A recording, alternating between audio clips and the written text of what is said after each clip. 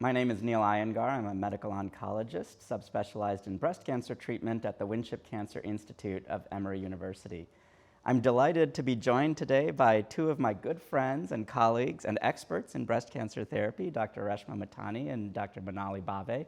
I'll let you both introduce yourselves. Reshma, if you could please start. Sure. I'm Reshma Mahtani. I'm Chief of Breast Medical Oncology at Miami Cancer Institute, Baptist Health, South Florida. Great to be here. Hello, my name is Manali Bhave. I'm a breast medical oncologist at Winship Cancer Institute at Emory University in Atlanta and also director of the Phase 1 clinical trials program. Delighted to be here. Wonderful.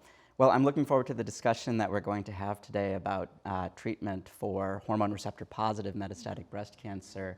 And why don't we start by addressing the approach to first-line treatment. And Manali, maybe you could outline for us how you think about the first-line treatment setting, endocrine-resistant versus endocrine-sensitive disease, and any challenges that are front of mind for you when you are creating a treatment plan for a patient. Yeah, I think that's a great place to start. You know, the treatment landscape for hormone-positive, HER2-negative metastatic breast cancer is evolving.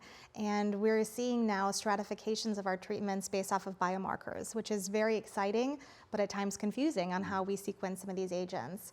Our first line for metastatic hormone-positive HER2-negative is still very much reliant on the use of a CDK4/6 inhibitor in combination with endocrine therapy, with the primary endocrine therapy in the first line being an aromatase inhibitor. And we know, based off all of our pivotal studies in this space, in the front line, that adding that CDK4/6 inhibitor to endocrine therapy doubled the progression-free survival. And also with ribociclib, increased overall survival for these patients. In patients that are now endocrine resistant, so defined as patients who have a recurrence of their cancer on adjuvant endocrine therapy or within 12 months of completion of their adjuvant endocrine therapy, a smaller population but a higher risk population, we now have the approval of a triplet combination with inavolisib, which is a PI3 inhibitor, in combination with palbociclib, a CDK4/6 inhibitor, and fulvestrant, which is a intramuscular SERD. And that has shown both a progression-free survival advantage as well as now an overall survival advantage, again, in this patient population that's very high risk and who oftentimes progress quickly on frontline therapy.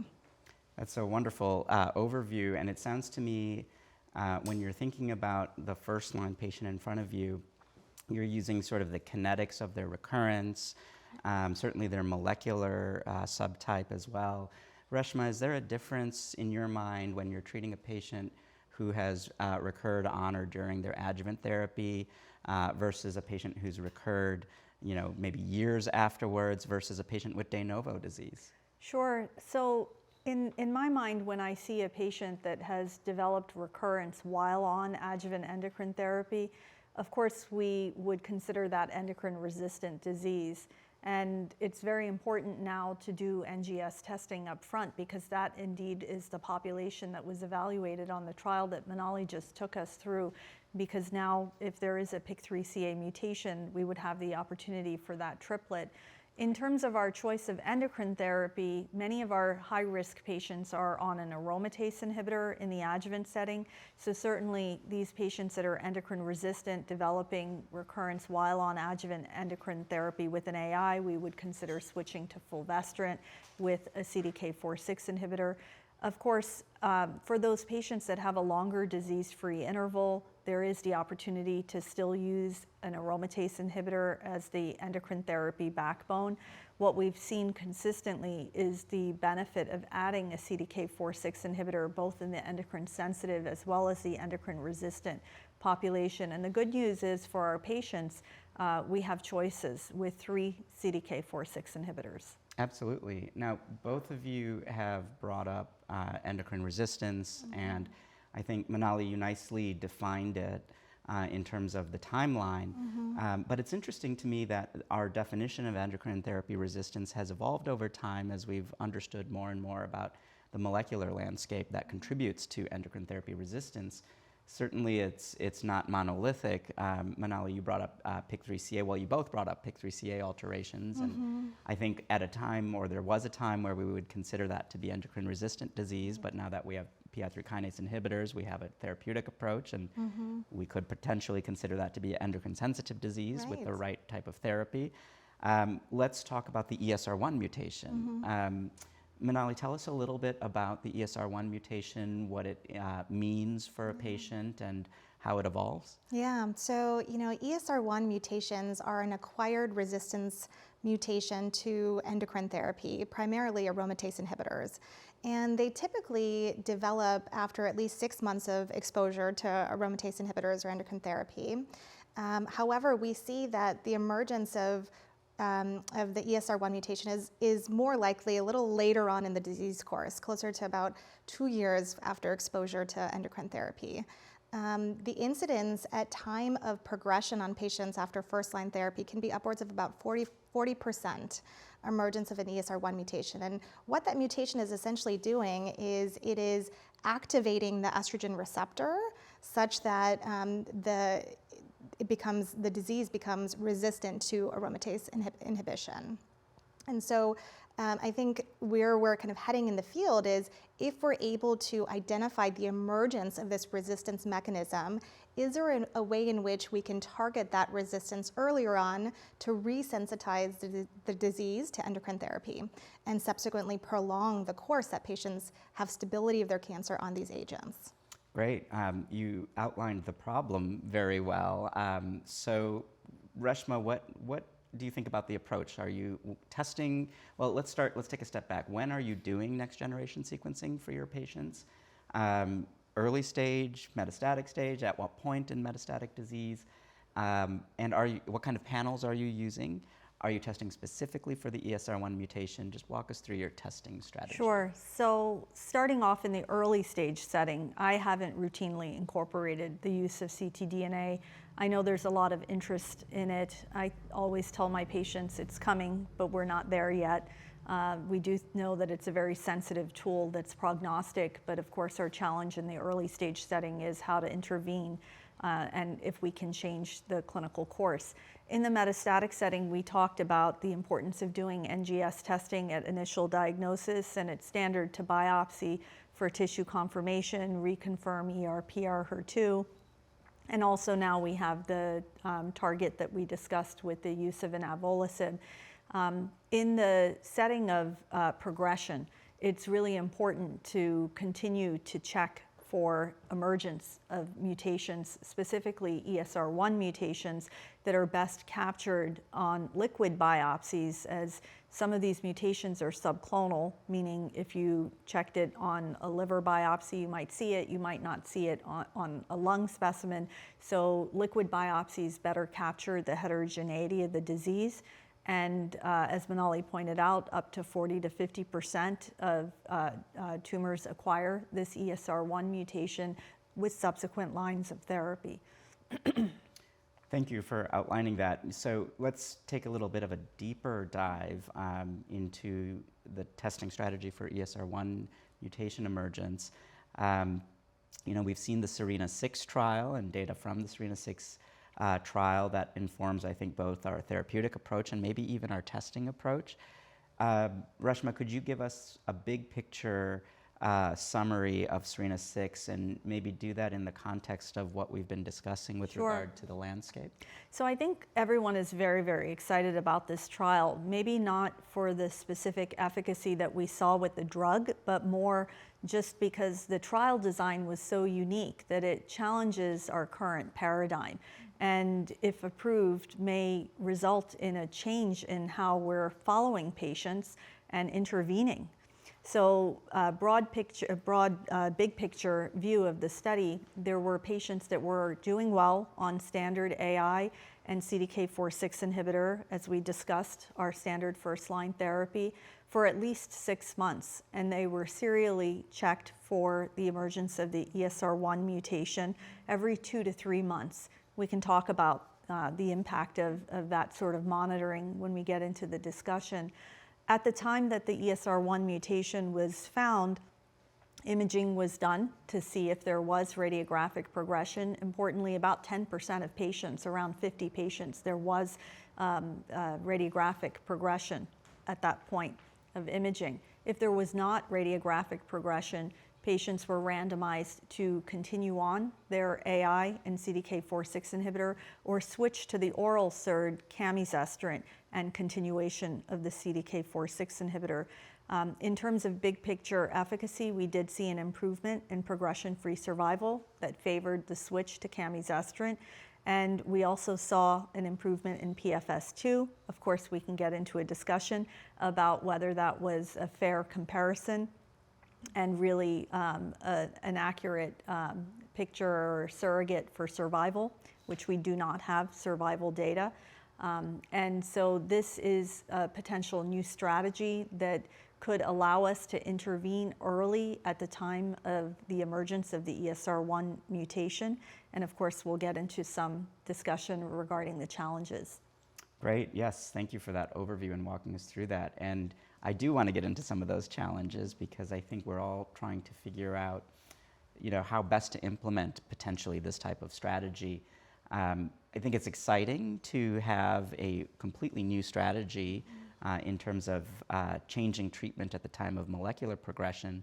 And I think many of us, including myself, are excited to deploy new strategies if we think they're going to improve patient outcomes and deploy those new strategies as quickly as possible. But in the setting of an evolving landscape, I think we're also struggling with how best to actually implement this type of testing strategy and then really to understand the outcomes data, as you pointed out as well, Reshma. So let's maybe start with the testing strategy and either challenges or whether this offers a feasible new approach. Manali, tell us a little bit about your thoughts with regard to the testing frequency in SERENA-6 and what challenges you foresee in terms of implementing this in clinic and whether you have some advice on how to overcome these challenges. Right, I think that's it's a great question. This was a very exciting change in the treatment paradigm for this subset of patients, but I think the big questions we're all asking is, one, does it improve overall survival, like what Dr. Mahtani was mentioning, as well as does it improve time to chemotherapy? What are some of the other secondary endpoints that are meaningful for our patients? We're waiting for some of those readouts. I think the second big question is, how are we going to implement the testing, as you mentioned? So for eligibility onto SERENA-6, patients had to have stability of their cancer on frontline CDK4/6 inhibitor plus endocrine therapy for at least 6 months. But what we saw is the median time in which we saw a positive ESR1 mutation was around 22 months after initiation of therapy. And so some of those patients started testing very early on. We're getting ctDNA tested every 2 to 3 months. And even then, we saw about a little over 300 patients ultimately develop an ESR1 mutation with no radiographic progression, who were randomized of the over 3,000 patients who had enrolled. So I think a lot of the questions are, when do we start testing for the emergence of an ESR1 mutation in this patient population? How often should we be testing?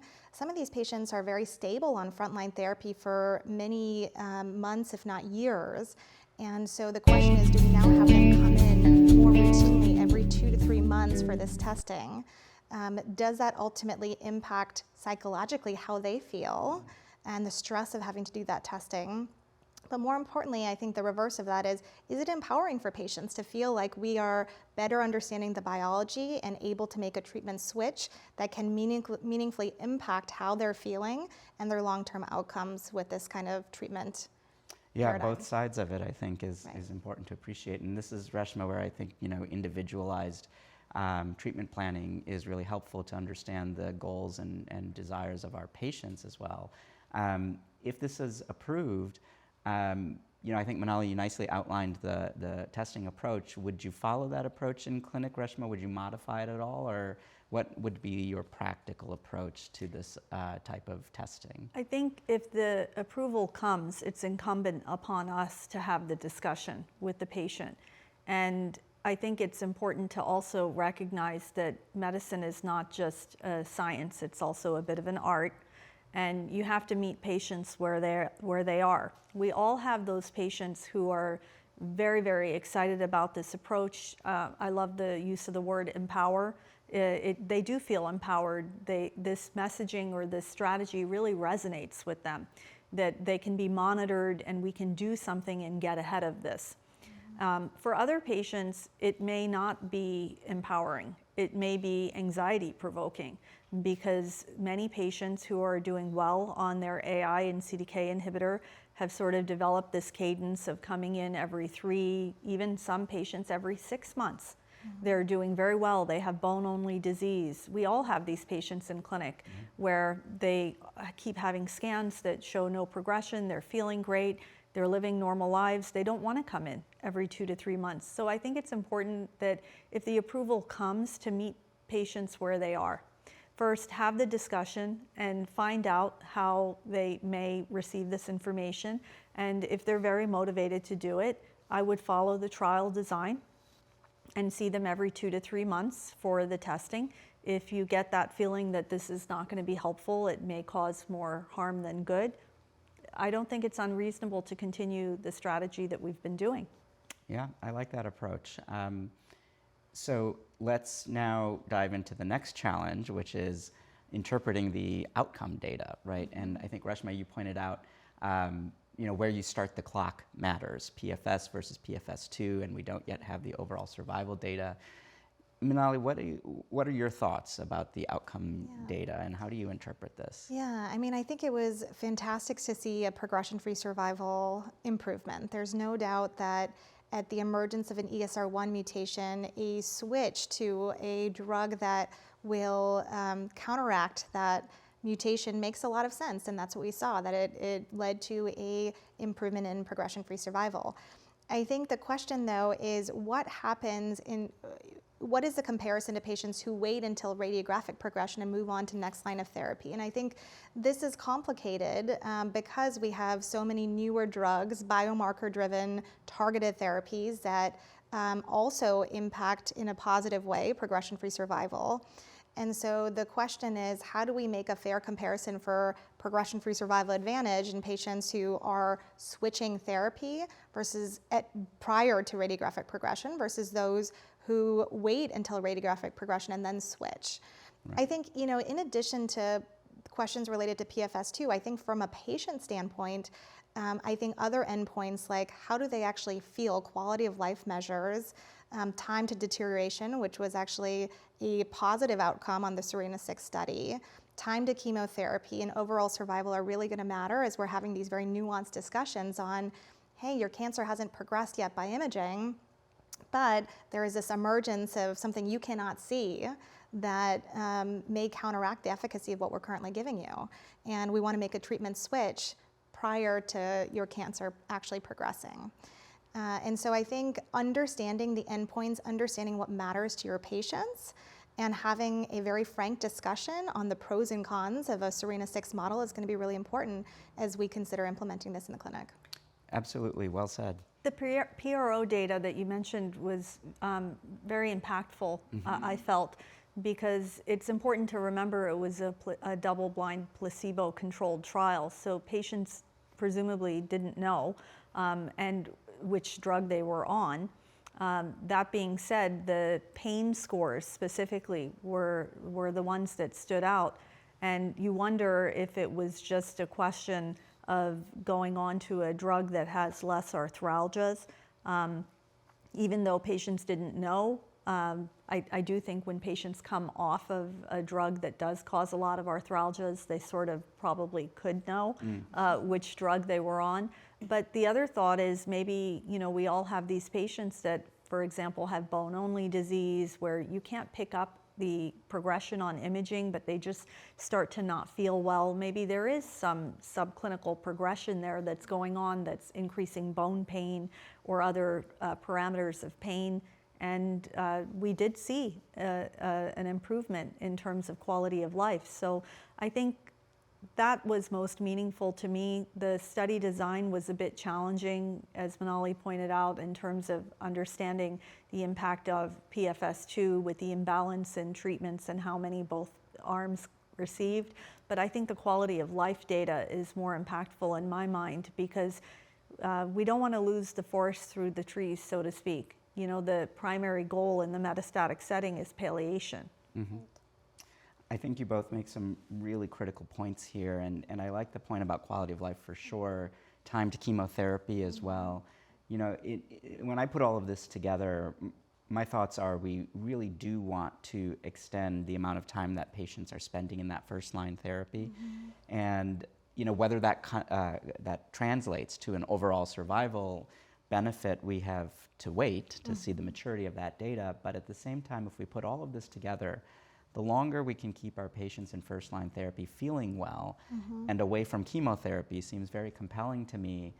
And I'm interested in your experiences because I find that with my patients, generally speaking, that move from first to second-line therapy is really a traumatic move in the metastatic setting. You start to get more of these questions, very understandably, about, are my treatment options now limited? I'm progressing. You know, it's a very traumatic event, and I do find that the longer that we can extend that first-line therapy, this is why the CDK4/6 inhibitors, of course, were so successful. But of course, we have overall survival data with ribociclib, for example. So we're hoping the same for Camizestrant, but until we get that maturity of data, I think putting all of this together and extending that first-line treatment makes a lot of sense to me. And so the question then is, especially given the quality of life data, if we find an ESR1 mutation at baseline, do we just start Camizestrant? If we find an ESR1 mutation and that has emerged and the patient is asymptomatic and telling us that they're feeling fine and we have no radiographic progression, would you wait and start Camizestrant, or would you take the Serena-6 approach and start Camizestrant? Manali, what would you do? Yeah, you know, I think these are all very good questions. So, you know, the incidence of having an ESR1 mutation at baseline is very low, less than 5%. And so we don't see very many patients that are going to be candidates for an oral SERD from the get-go.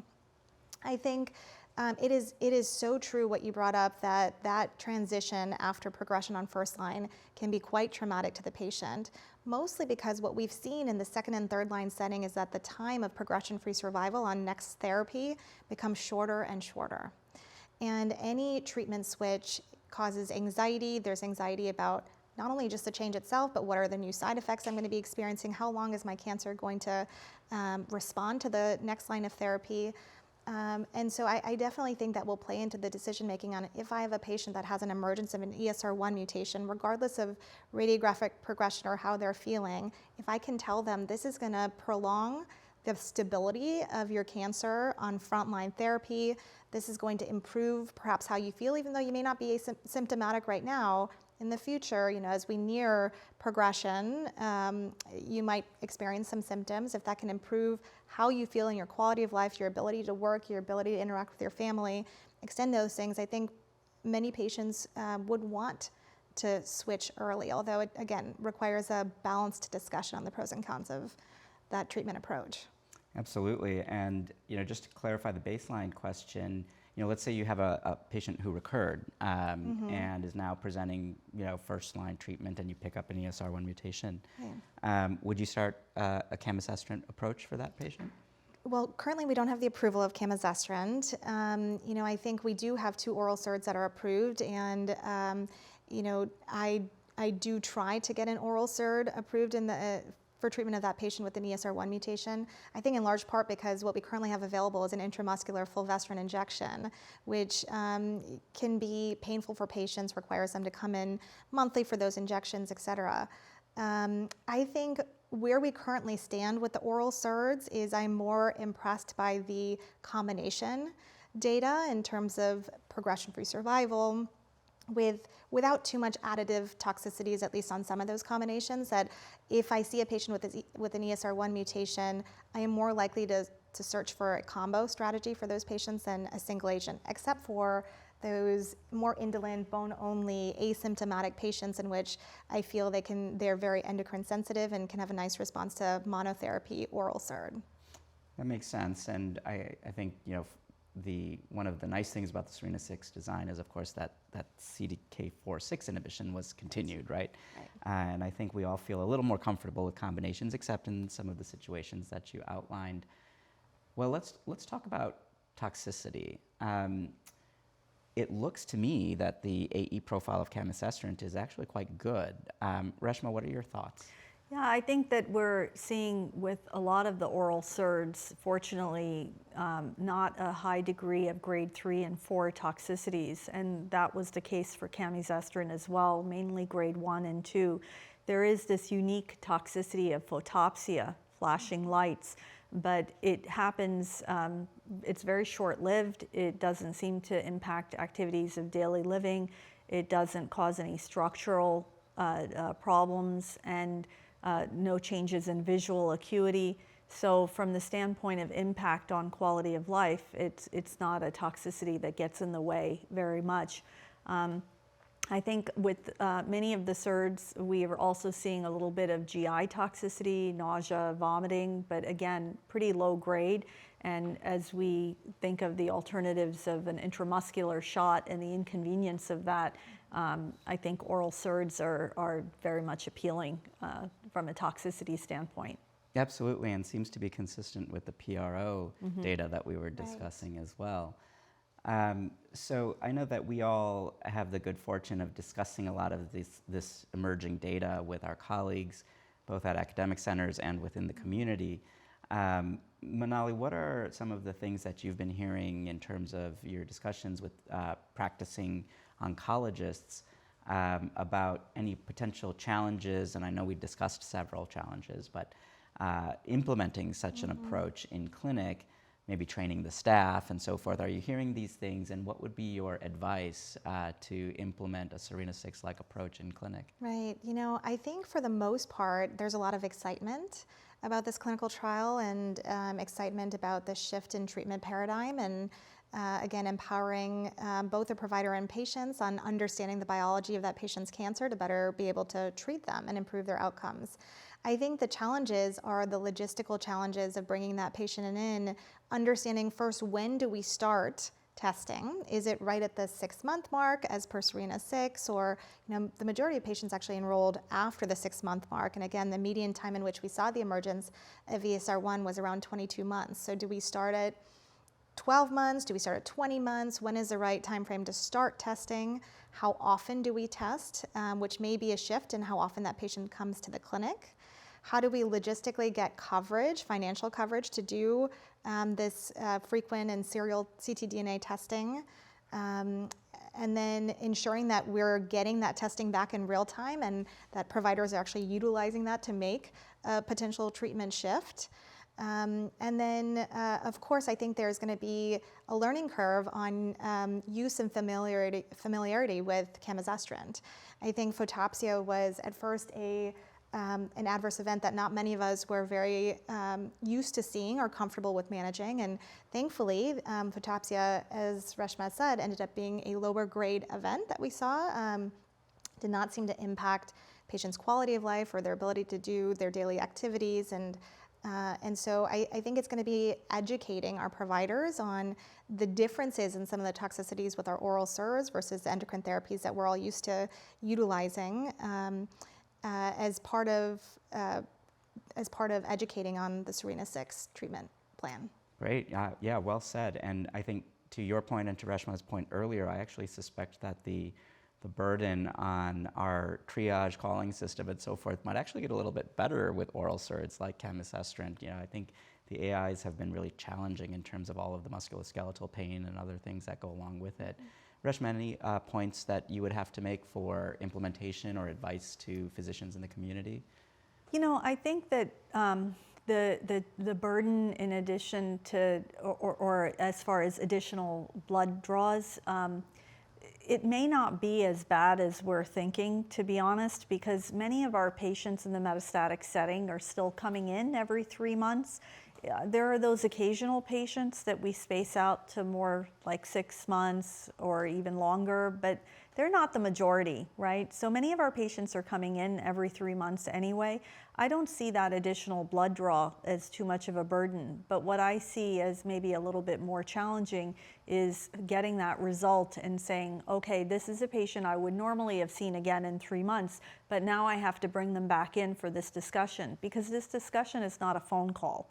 it's a discussion, right? It's a nuanced discussion where you have to go through the pros and cons of continuing what you're on versus switching, and explaining the data to patients, explaining the toxicity profile. Some of these patients are doing well on an AI and a CDK inhibitor, and they don't want to come off what is working for them. So there's that additional burden challenge of bringing them back in. But the blood draw itself, I don't know that it's too much of a big deal in my mind. Yeah, I agree. I mean, I think that it's wonderful that we have more and more treatment options and we're moving the needle in terms of improving outcomes. But of course, these decisions are becoming more and more complex, and we need more time to discuss this with our patients in clinics. So grappling with that might be a little bit of a challenge, but overall really good to move the needle and continue to have these cutting edge approaches that we can implement to improve outcomes. Well, I'd really like to thank both of you for this engaging discussion. I think it really helps to break down some of the practical issues in terms of implementing new testing and treatment strategies. I think this was such a great discussion, and you helped us to contextualize Camizestrant and Serena-6 and emerging approaches to improve outcomes for our patients with hormone receptor positive metastatic breast cancer. Thank you.